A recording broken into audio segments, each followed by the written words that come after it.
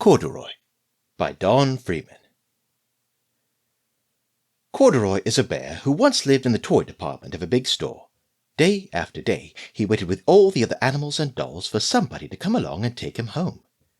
The store was always filled with shoppers buying all sorts of things, but no one ever seemed to want a small bear in green overalls.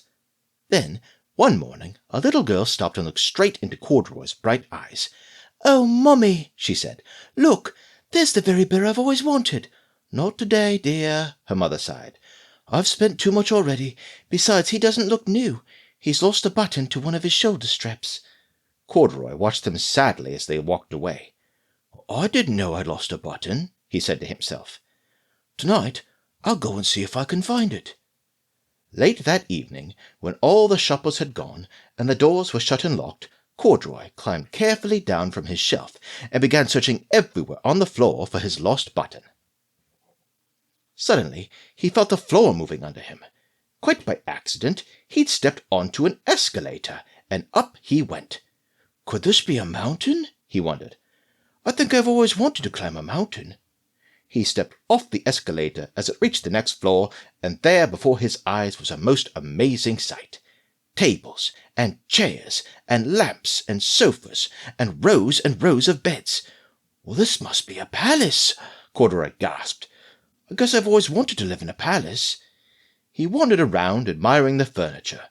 "And this must be a bed," he said. "I've always wanted to sleep in a bed."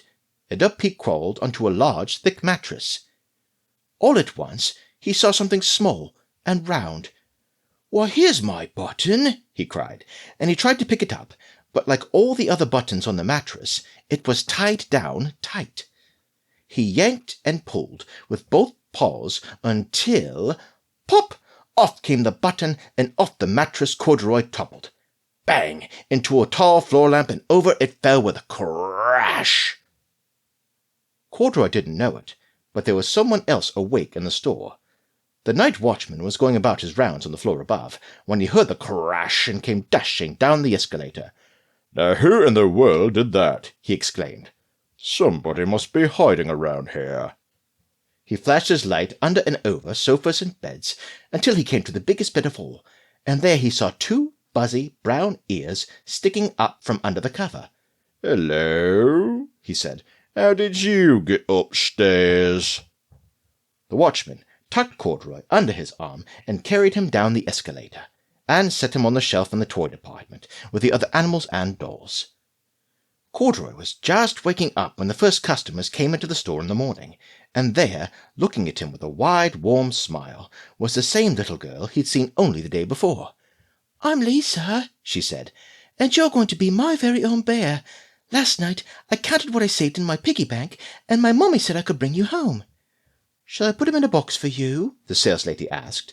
"Oh, no, thank you," Lisa answered, and she carried Corduroy home in her arms. She ran all the way up 4 flights of stairs into her family's apartment and straight to her own room. Corduroy blinked. There was a chair and a chest of drawers, and along a girl-sized bed stood a little bed just the right size for him. The room was small, nothing like that enormous palace in the department store. "Well, this must be home," he said. "I know I've always wanted a home." Lisa sat down with Corduroy on her lap and began to sew a button on his overalls. "I like you just the way you are," she said, "but you'll be more comfortable with your shoulder strap fastened." "You must be a friend," said Corduroy. "I've always wanted a friend." "Me too," said Lisa, and she gave him a big